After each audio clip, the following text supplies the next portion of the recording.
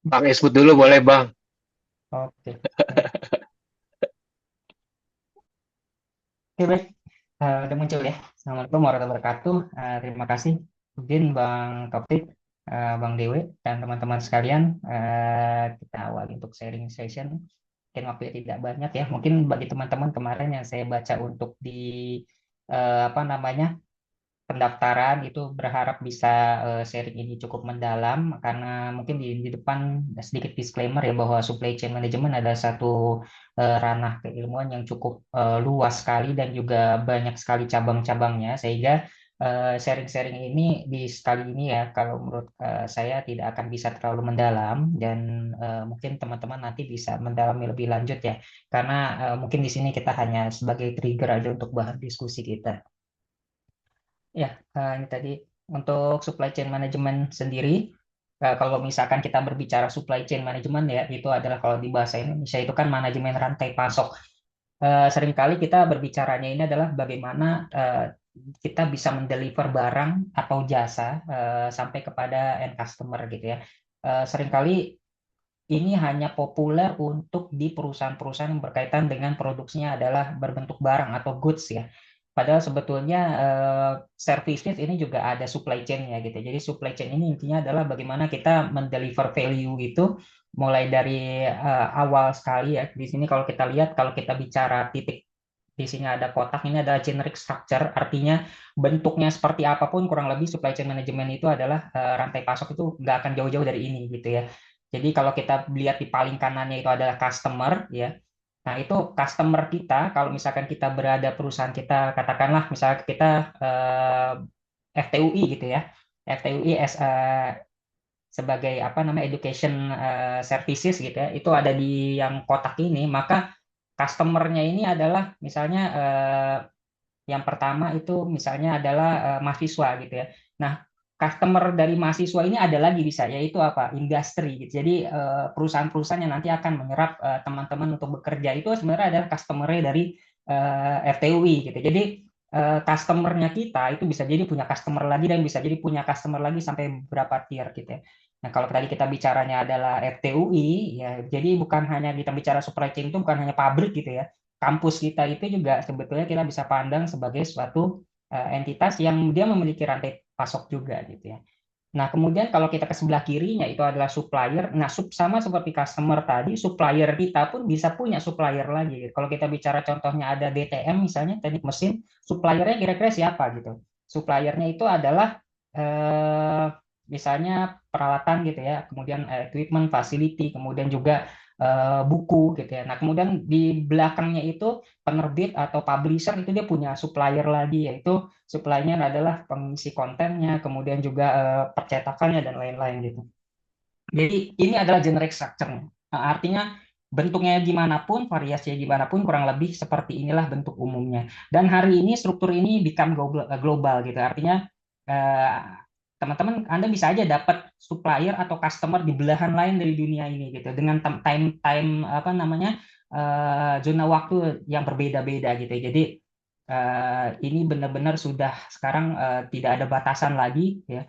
Bahkan sebagai contohnya aja kalau sekarang ya saya ngisi akuarium saya aja saya bisa beli ornamen itu dari Shanghai jadi dari Shenzhen gitu itu sekarang udah gampang. Kita sebagai orang customer apa namanya retail atau perorangan aja bisa melakukan seperti itu maka apalagi sebuah entitas bisnis atau perusahaan. Di sini ada saya contoh beli gambaran ya. Mungkin saya tidak bentuk gambar seperti tadi karena cukup banyak. Di sini kebetulan saya di Citylink. Kalau kita bicara Citylink ini adalah suatu airline gitu. Kurang lebih ini adalah partner dan pemasok yang apa namanya ada dalam suatu airline gitu ya. Di sini kalau bisa dilihat mulai dari yang sifatnya tangible gitu, mulai dari fuel gitu, engine ya. Jadi pesawat itu yang terbesar itu kan ada engine-nya, ada airframe-nya, kemudian juga ada landing gear. Ini kemudian ada perawatannya, MRO, maintenance, apa nah, repair and overhaul ya. Kemudian ada kalau pesawat itu mendarat kan nggak mungkin dia nempel sendiri ke garbarata atau ke gate itu ada yang narik mobil-mobil yang narik kecil itu adalah towing car-nya itu ground handling-nya itu ada sendiri perusahaan sendiri. Kemudian kalau kita bicara pramugari, pramugari itu seragamnya, kemudian tasnya, kemudian kalau dia sampai ke satu tempat dia itu harus menginap, kemudian harus dijemput, itu semua adalah rantai pasok semua gitu. Itu semuanya harus kita urusin kalau kita bicara dalam satu scope supply chain management. Kemudian yang bentuknya tidak berwujud pun sistem ya, cloud cloud service kita, kemudian juga sistem yang kita pakai di apa namanya laptop dan juga di server-server kita gitu. Kemudian sistem untuk mengatur pemesanan teman-teman kan kalau beli lewat online travel agent dan segala macam itu sebenarnya itu juga adalah bagian dari ranahnya supply chain management. Nah, satu juga yang kadang lupa ada labor supply nih. Misalnya kalau kita labor supply ini misalnya outsourcing gitu ya. Kita kalau di bandara ada orang-orang yang jadi bagian-bagian terdepan untuk melayani pembelian tiketing dan lain-lain, itu juga bagian dari supply chain management juga. Nah, kalau dari ini kira-kira teman-teman mungkin ini saya bertanya ya. Kira-kira kalau kita bicara semua supply chain atau pembelanjaan kebutuhan supply chain ini kira-kira eh, berapa sih nominalnya setahun? Saya minta tebakan kasar aja ya teman-teman. Kalau untuk airline sebesar Citylink kira-kira setahun ada kisaran berapa? Ini tenang aja, nggak akan dihukum kalau salah atau benar, nggak akan ada hukuman. Kalau hadiah saya mungkin terserah panitia. Tapi ini saya pengen tahu kira-kira teman-teman get apa namanya nebaknya itu berapa setahun? 10 triliun. Oke, ini siapa tadi? Kayak suara saya kenal. Oke, baik. 10 triliun ada lagi? Yang lain? Baik. Ini apa namanya gambaran ya, apa namanya mungkin ini satu apa namanya satu hal yang baru pasti akan kita bicara. Kita nggak selalu tahu segala hal, tapi paling nggak kenapa saya tanyakan ini, saya ingin teman-teman punya satu common sense gitu ya. Ketika kita berbicara sesuatu, mungkin kita nggak ngerti, tapi kalau kita berbicara sama orang yang asing, dia bicara satu tema yang baru, paling nggak common sense-nya itu harus berjalan. Nah, tadi tebakannya itu adalah 10 triliun. Nah, menurut saya ini tebakan yang cukup apa namanya terarah gitu ya. Paling enggak gini, kalau kita bicara suatu airline, angkanya T atau M gitu kan, triliun atau miliar gitu. Nah ini nembaknya udah triliun, berarti paling enggak common sense-nya itu udah bisa memperkirakan size-nya gitu. Ya memang kurang lebih adalah triliunan, karena udah pasti kita engine aja sewa, kemudian repair-nya aja itu udah jutaan dolar, dan transaksinya pun dalam currency yang bisa jadi bukan dalam currency kita. Kalau kita berbicara supply chain management. Nah, di sini kalau di dalam airline ya, mayoritas itu ada aviation fuel atau aftur ya. Sini tadi saya lihat ada teman saya yang ini Pertamina. Nah, ini makanya bonusnya luber-luber kalau Pertamina. Nah, mungkin Bang Dewe juga di Shell ya kalau apa namanya ya udah idaman lah kerja di oil and gas lah teman-teman.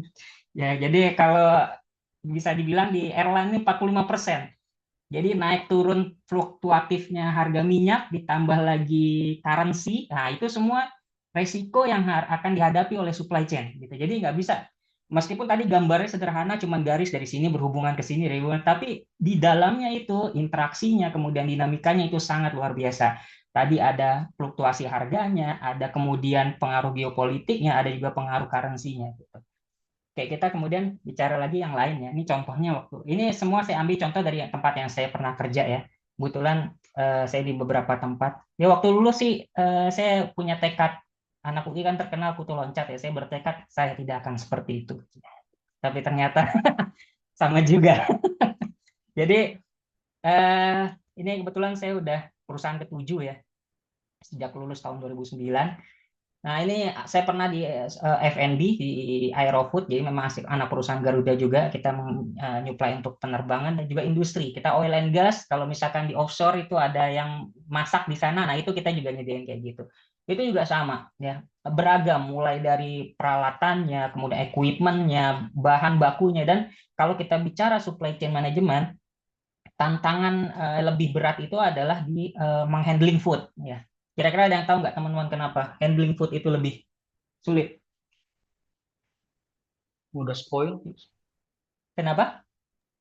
mudah basi bang, atau spoil. Ya, betul. Buat salah satunya itu kita sebutnya istilahnya perishable item ya. Jadi perishable, jadi gampang rusak. Itu satu. Kemudian yang kedua, resikonya itu kita punya standarnya juga banyak. Kita punya food safety, food hazard yang harus diperhatikan. bayangkan ya, ketika kasus Munir, ya waktu Munir, tahu ya di sini teman-teman pasti tahu dong ya, kasus Munir. Mungkin yang angkatan muda coba di browsing kasus Munir. Munir itu terbang naik Garuda Indonesia, ya tiba-tiba mendarat di Belanda, kalau nggak salah di Belanda ya, kejang-kejang meninggal gitu, intinya gitu. Setelah diselidiki dia diracun di pesawat. Diselidiki dari mana? Dari makanan yang terakhir dia makan di pesawat. Yang masak siapa? Aerofood. Itu pada saat kasus itu Aerofood benar-benar diobrak-abrik dicari, dan kita harus bisa menjelaskan dari mana tracingnya makanan batch yang dia pegang itu dimasak jam berapa, siapa aja yang produksi, itu semua harus bisa ke tracing, harus ada datanya. Itu namanya trackingnya. Jadi tracking manajemennya harus bisa kita track. Jadi food luar biasa gitu ya. Jadi memang bahkan 24 jam. Jadi waktu saya pindah dari El Nusa, waktu itu VP saya bilang, kamu kalau ngurusin supply chain di food siap-siap 24 jam, dan itu betul gitu ya. Memang karena urusannya adalah makanan. Saya pernah saat itu handling untuk Chandra Asri ya. Chandra Asri itu adalah perusahaan petrochemical terbesar juga di Indonesia, tepat di Cilegon, salah satu objek nasional di situ, dijaga banget gitu ya, karena itu sangat penting. Itu 5.000 packs per hari ya, 5.000 meal kita per hari kita sediakan. Waktu itu mau sahur jam 2, saya ditelepon oleh tim saya yang di Cilegon, Pak, ban bocor. Kalian lagi mau kemana? Saya mau nganter bahan makanan untuk masak sahur di Chandra Asri. Anda bayangkan, ada 5.000 buruh, ada 5.000 tenaga kerja nunggu makanan sahur gitu kan. Besoknya mereka shiftnya tuh masih masih kerja paling nggak sampai pertengahan siang gitu ya. Bayangin mau sahur nggak ada makanan, apa nggak dibalik-balikin itu kantin kalau sampai kita nggak gagal menyajikan makanan. Jadi memang makanan ini sangat tantangan juga. Nah ini tadi saya sebutkan mungkin salah satu yang paling apa namanya sedikit membantu dalam kita membicarakan nanti supply chain management ini adalah paling nggak kita bisa memetakan dulu ya. Kalau kita bicara Pareto prinsip, mungkin teman-teman nanti bisa catat, kalau yang belum pernah dengar nanti bisa browsing ya, udah banyak. Pareto prinsip ini Phil Pedro Pareto, dia intinya adalah penelitian dia tahun 1800-an kalau nggak salah, dia meneliti bahwa 20% populasi itu memiliki 80% dari kekayaan. Jadi kekayaan satu negara dari Commonwealth Inggris itu 80% kekayaan itu terpusat pada 20 orang, 20% populasi. Nah, prinsip ini akhirnya kita seringkali saya pakai ya dalam dalam supply chain, dalam handle supply chain, karena kita harus tahu memberikan prioritas mana yang harus kita perhatikan gitu. Kalau semuanya kita urusin, kayak tadi saya bilang, itu sangat besar sekali. Mulai dari beli pulpen, saya menghandle misalnya beli dari menyediakan alat tulis sampai menyediakan engine gitu kan. Nah, perhatian kita tentu prioritasnya gimana. Nah, dengan Pareto prinsip ini itu bisa sedikit membantu kita. Apa objektifnya dari suatu supply chain? Yang mau capai oleh supply chain adalah supply chain surplus, di mana itu adalah customer value ya. Customer value ini bisa apa yang diharapkan diterima oleh customer, kemudian itu dikurangi oleh supply chain cost atau biaya supply chain yang kita keluarkan untuk memberikan value itu pada customer. Nah, ini yang seringkali gagal gagal fokus ya antara perusahaan-perusahaan gitu. Jadi sibuk dengan persaingannya, sibuk dengan apa hegemoni bisnisnya dia, sehingga dia memberikan sesuatu pada customer yang dia sebenarnya nggak tahu customer nih pengennya ukurannya berapa, pengennya 80 kah, 90 kah, atau 100 kah, tapi dia belikan, sehingga bisa jadi over value atau under value. Kalau misalkan under value dan customernya terima-terima aja sih it's okay gitu. Tapi kalau over value, customer mungkin happy, tapi dia lupa value yang kita deliver itu pasti ada cost-nya. Nah, ini contoh yang terjadi oleh Garuda Indonesia. Mungkin pada tahu ya, kemarin kami Garuda Indonesia Group, waktu itu kemarin baru selesai PKPU ya, hampir hampir bangkrut lah gitu ya.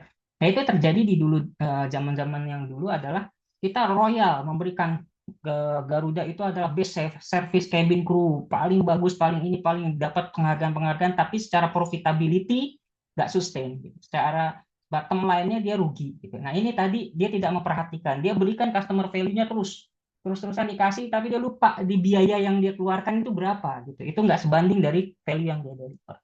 Nah, sehingga objektifnya dari suatu supply chain adalah ya keberlanjutan dari supply chain itu sendiri. Jadi kita bicaranya bukan lagi entitas satu perusahaan dengan satu perusahaan, misalnya bukan lagi Citylink, bukan lagi Garuda, bukan lagi Aerofood, bukan lagi El Nusa gitu kan, bukan lagi Astra gitu, tapi ada keseluruhan rantai pasoknya dia ya, supplier-suppliernya dia, partner-partnernya dia, gitu kan, customernya dia. Jadi adunya nanti gitu ya, pengadunya itu ada antar rantai gitu. Rantainya Unilever bersaing dengan rantainya Mayora gitu. Rantainya P&G bersaing dengan rantainya Unilever gitu. Jadi persaingan ini antar rantai pasok. Jadi semuanya ngikut, bukan cuman perusahaannya sendiri-sendiri. Oke, ini kalau gambaran besar aja ya teman-teman. Kalau kita bicara supply chain management function, apa aja sih eh, fungsi yang dibicarakan dalam supply chain management itu kurang lebih ini. Tapi pada prakteknya, kalau teman-teman nanti buka job street ada lowongan supply chain manager gitu ya, saya jamin rata-rata job desk-nya itu adalah kalau nggak di procurement di logistik gitu. Kadang-kadang masuk planning gitu ya. Jadi definisi yang sekarang banyak beredar kalau misalkan dibilang supply chain manajemen, misalnya di Pertamina gitu, ada supply chain, direktur supply chain gitu ya. Apa yang diurusin gitu? Itu rata-rata ada procurement dan logistik. Gitu. Jadi procurement ini pembelian, pencarian vendornya, kemudian tendernya, pembeliannya, pengadaannya gitu ya. Kemudian logistik ini distribusinya, transportasinya atau terkadang masuk juga warehousingnya di dalam sana gitu. Nah, bisa jadi bahkan kebanyakan lebih sempit lagi, kebanyakan orang kalau bicara supply chain itu ya pengadaan. Gitu. Padahal sebetulnya kita bicara supply chain itu ada planning di sana. Kalau dalam di pabrik itu PPIC, production planning dan inventory control. Jadi yang ngatur gimana kita produksi, kapan kita berhenti, kapan kita ganti shift, kapan kita ganti size segala macam kalau di dalam produksi itu adalah di planning gitu ya. Kemudian procurement, tadi udah kita singgung. Operationnya sendiri, pabriknya sendiri itu adalah bagian dari fungsi yang dibicarakan dalam supply chain. Jadi, bagaimana mau pakai metode produksi yang mana? Just in time kah? Apa kemudian apa namanya?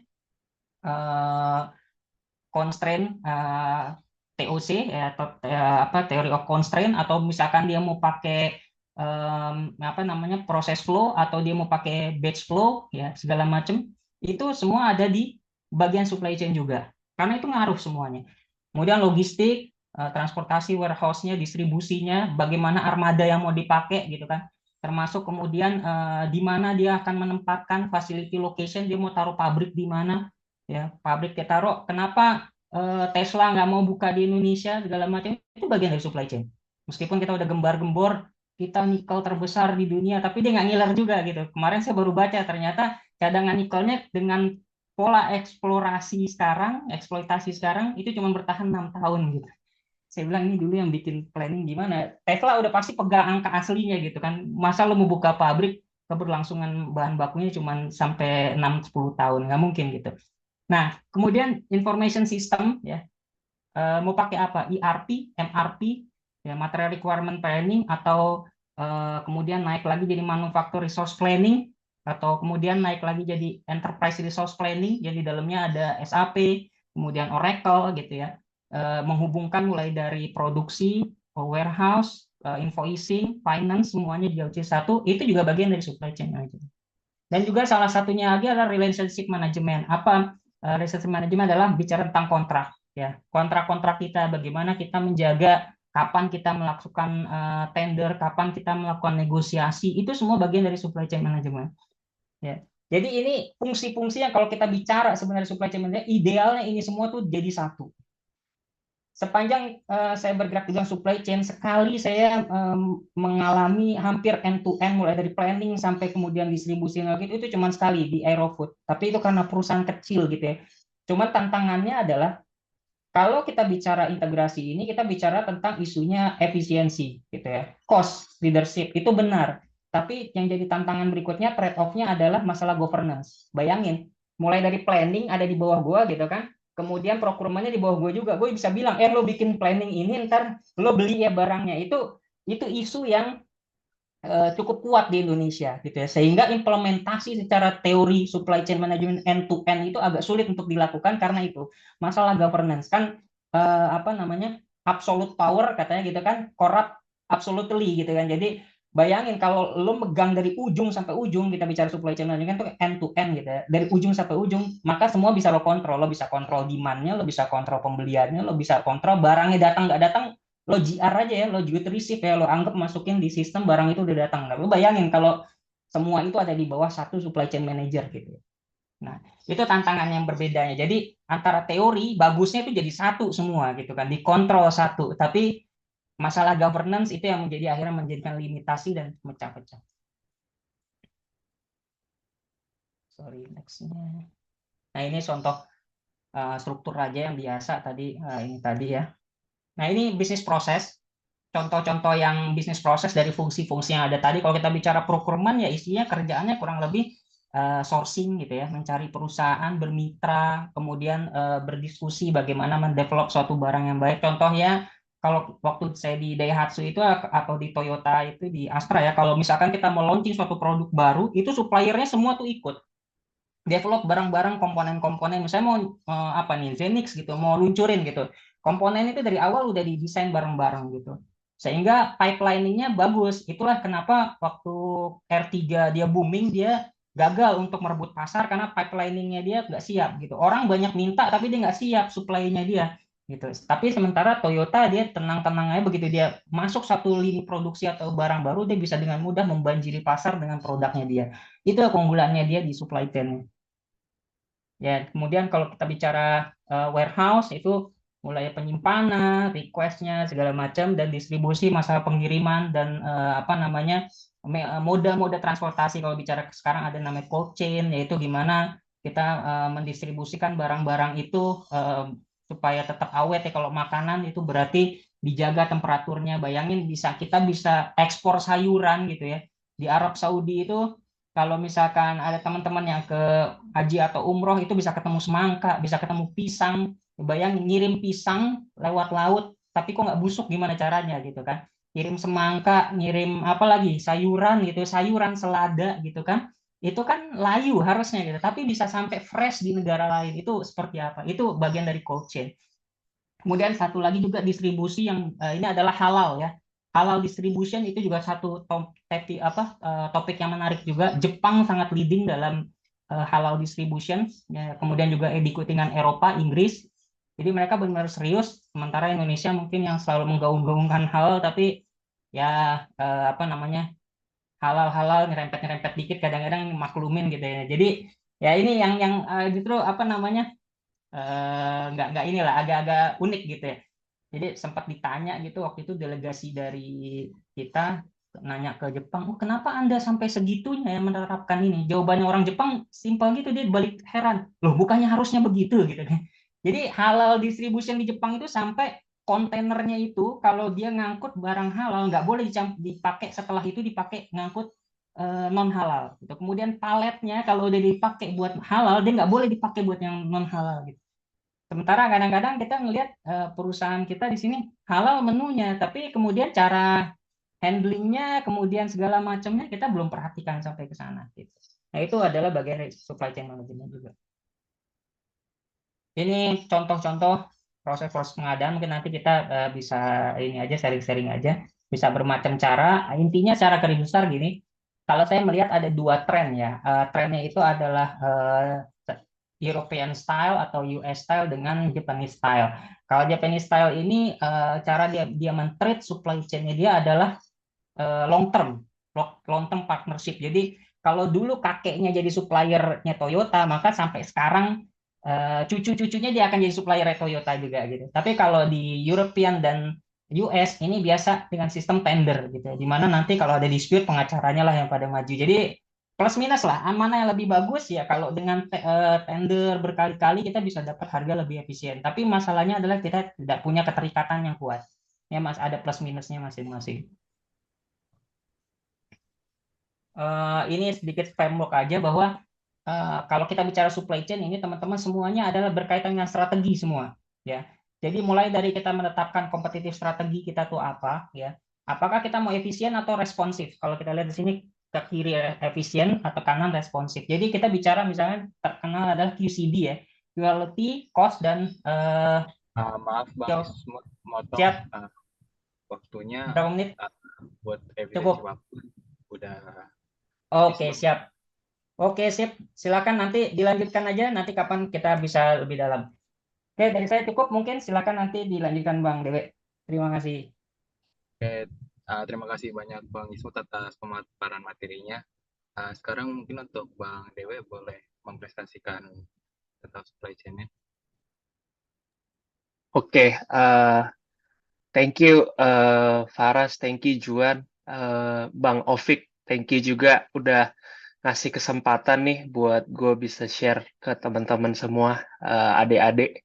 Bang Isput juga thank you, tadi udah ngasih paparan yang cukup detail ya tentang supply chain, jadi aku nggak perlu banyak masukin lagi tentang dasar-dasar supply chain, semua sudah tercover, jadi aku mungkin akan share lebih spesifik ke ini ya, supply chain dalam bidang oil and gas. Aku share screen, teman-teman let me know kalau udah bisa lihat screen saya.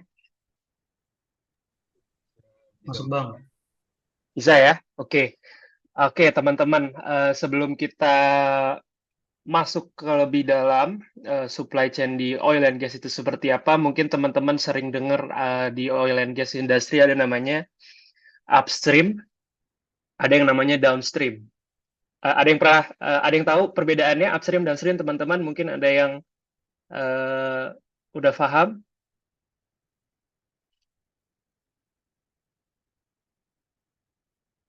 Oke, aku jelasin sedikit ya. Upstream dan downstream. Jadi kalau kita lihat di sini end-to-end oil and gas value chain. Jadi kalau kita lihat startingnya dari sini ya, teman-teman, dari yang biru tengah atas ini, dia akan clockwise, akhirnya kembali lagi. Nah, jadi pertama itu upstream, bisa kita katakan dengan upstream. Upstream itu adalah exploration, production, manufacturing. Manufacturing ini kadang-kadang bisa dibilang midstream juga nih, yang nomor 3. Upstream itu yang paling pentingnya adalah di eksplorasi dan produksi di minyak. Nanti di midstream, di yang ketiga itu bagaimana produk dari upstream itu di convert menjadi turunan-turunannya. Ada fuel, ada lubricants, macam-macam. Ada kerosin, ada bitumen, aspal pun turunan dari oil and gas, teman-teman. Nah, lalu di downstream itu bagaimana produk itu disuplai, bagaimana produk itu dijual, intinya seperti itu.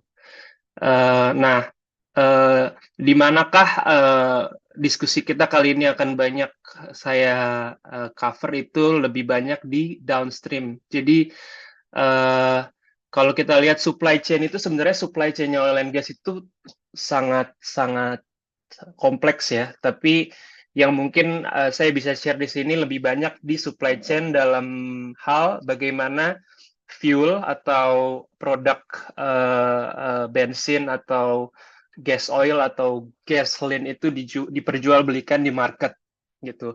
Sebagaimana Shell di Indonesia ini berbisnis ya di negara kita. Nah, kita zoom in sedikit supply chain hidrokarbon yang akan kita cover hari ini. Jadi di supply and distribution itu kalau kita zoom in lagi ada namanya trading, manufacturing, lalu ada namanya primary transport. Lalu jadi trading ini maksudnya adalah bagaimana diperjualbelikannya fuel itu untuk akhirnya diproses manufacturing oleh pihak refinery. Lalu dari refinery nanti akan dibawa oleh biasanya primary transport ini shipping ya biasanya modanya.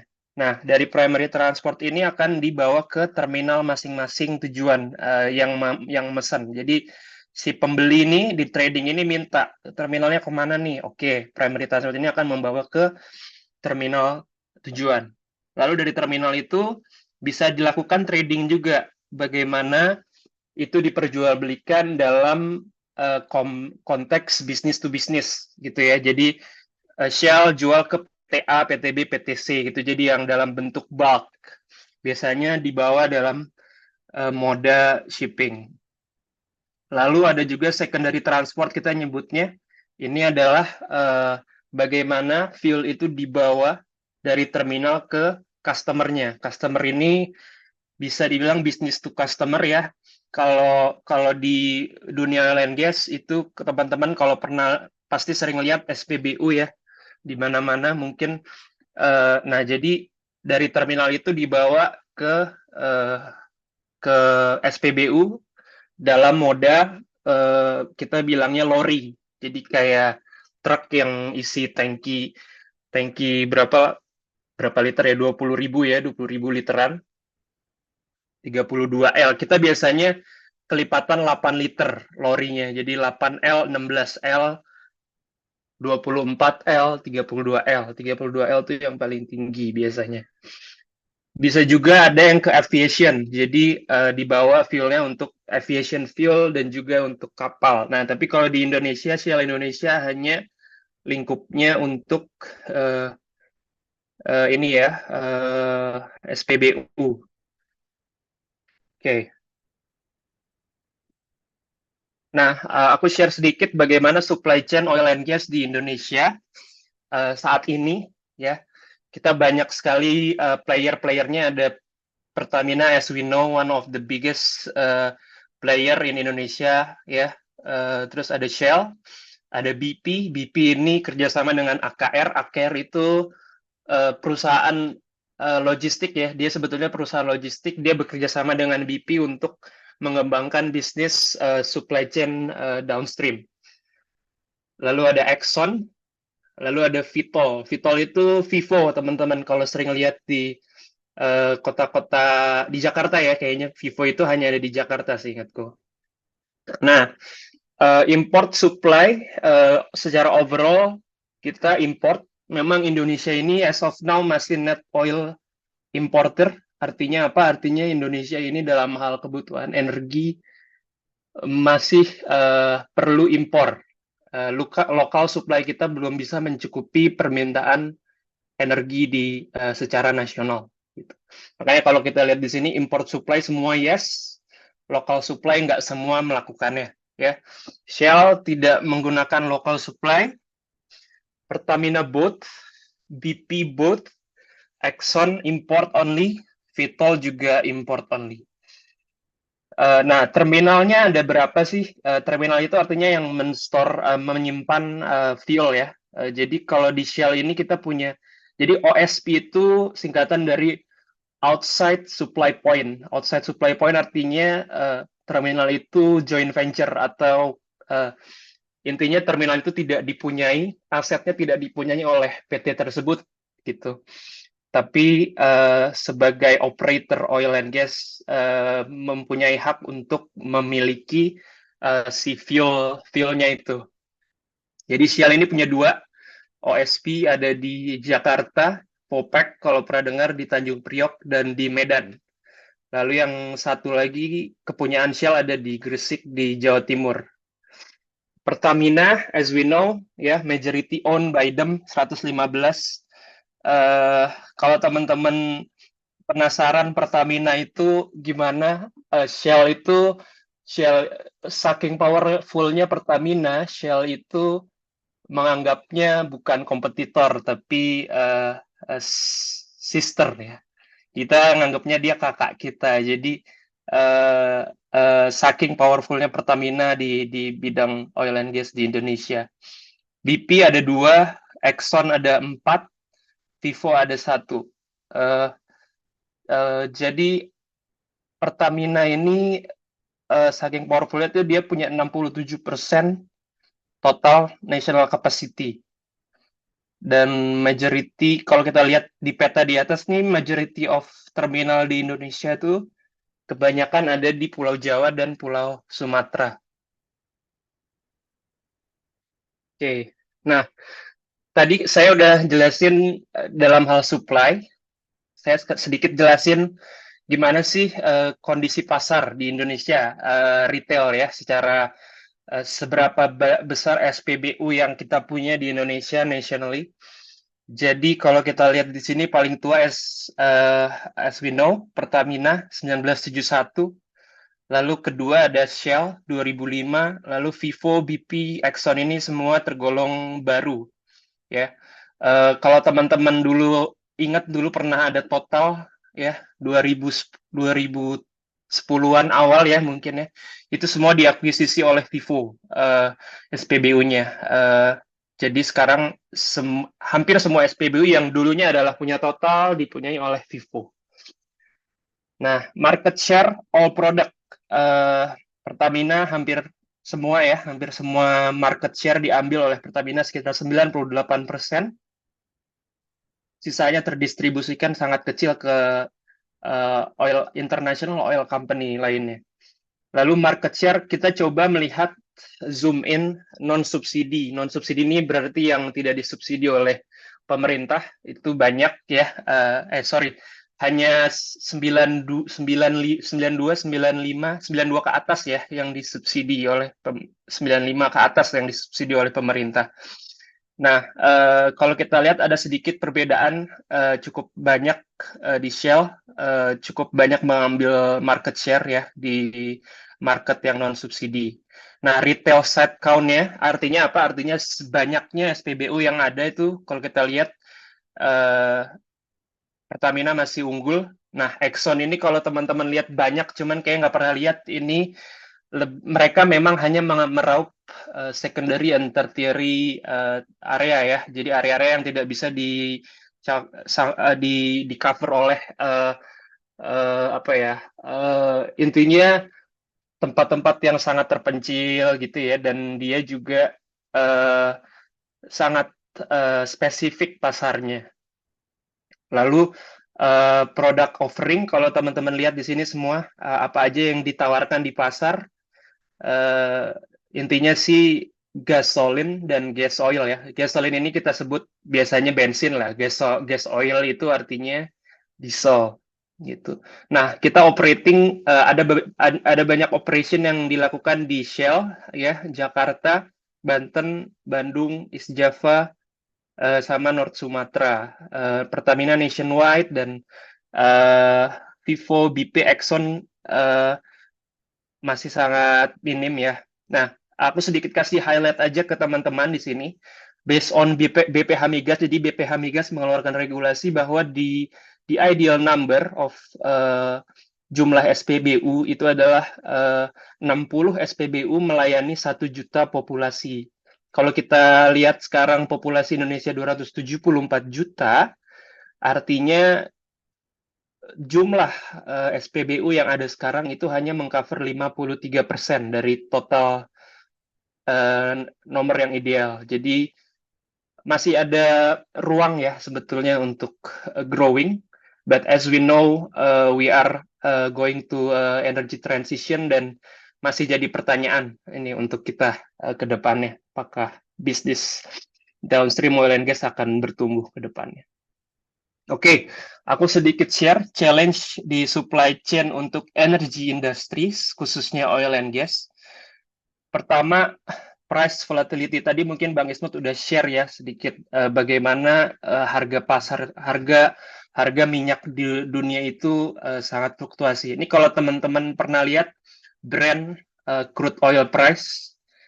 Jadi teman-teman karyawan oil and gas itu kalau nggak tahu Brent oil price itu bohong berarti.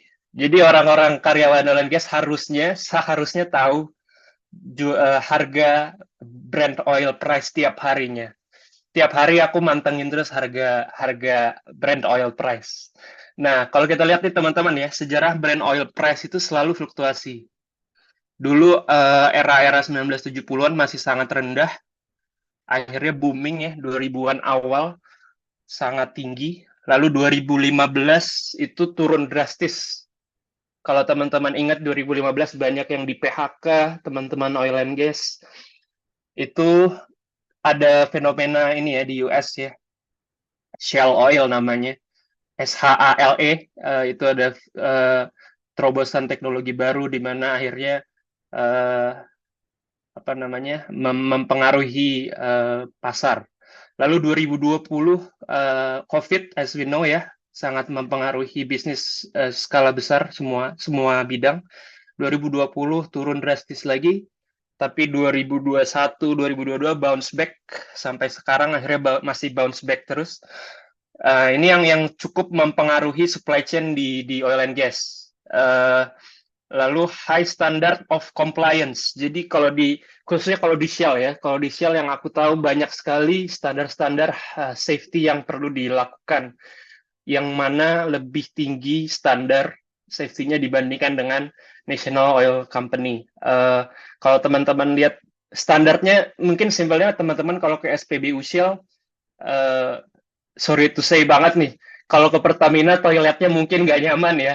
Kalau ke Shell kayaknya kalau lagi kebelet buang air gitu di jalan, lagi nyari toilet ya nyarinya Shell. Kalau aku pribadi ya, gitu. Jadi eh, itu salah satu yang mencerminkan bagaimana safety standard di dunia oil and gas, khususnya international oil company itu sangat tinggi. Jadi sangat sulit sekali untuk bisa apa ya menyempurnakan supply chain tanpa kita berinvestasi yang tinggi di bidang tersebut gitu. Lalu high transportation cost. Tadi teman-teman udah dengar ada primary transport, secondary transport. Itu dua-duanya sangat tinggi. Kira-kira lebih tinggi mana? Primary transport atau secondary transport?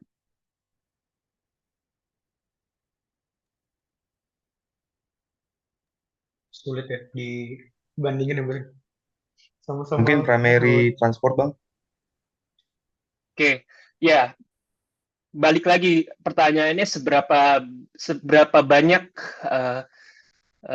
SPBU yang didistribusikan sebetulnya di suatu terminal tertentu. Tapi yang jelas sudah pasti primary transport sudah bisa dibayangkan pasti sangat besar ya.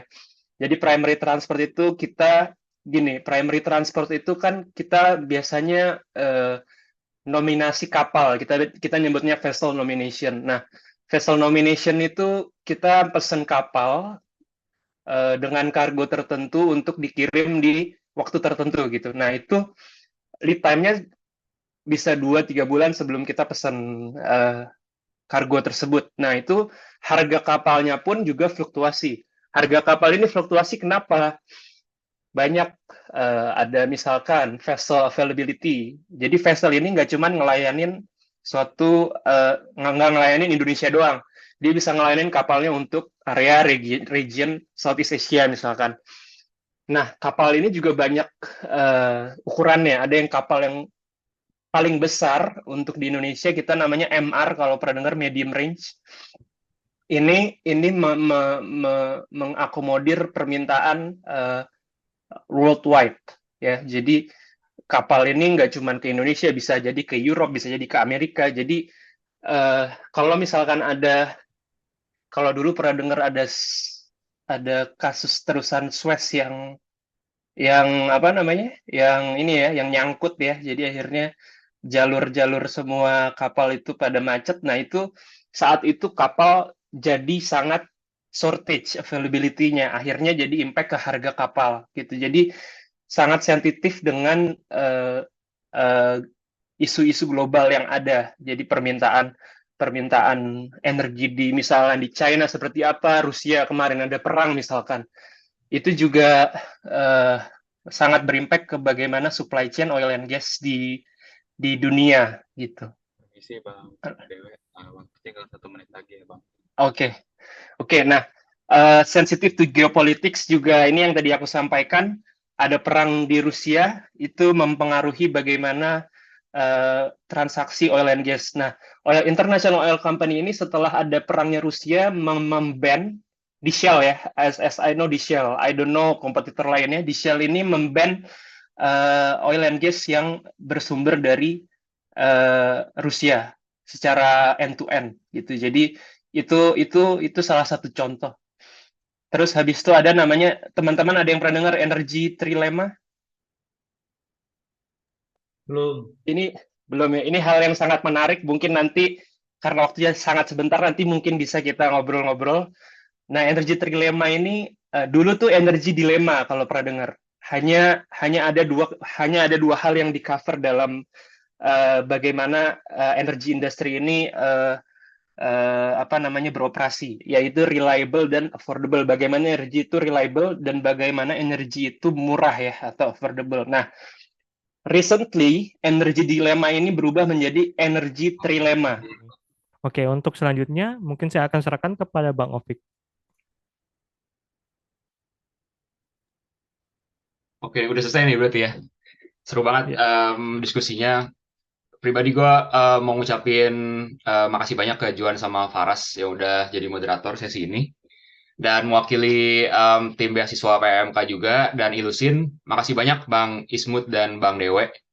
Ini kehormatan banget kita kedatangan secara virtual ya, mudah-mudahan bisa berjumpa secara langsung nanti. Bang Ismut, Bang Dewe, ada yang mau disampaikan terakhir, closing, 1 menit. Cukup, makasih kesempatannya. Makasih banyak. Bang Oke, Dewe. iya, aku sampaikan makasih banyak Bang Ovik semua, PAMK tim semua yang udah nge-arrange ini. Teman-teman juga yang udah join pertanyaan-pertanyaannya, terima kasih. Let me know kalau pengen connect, pengen ngobrol-ngobrol. Bang Ovik bisa share juga CV-nya ke slide aku ya. Di situ ada QR code aku buat kita bisa connect. Silakan feel free buat teman-teman kita ngobrol-ngobrol lagi nanti. Itu aja sih mungkin.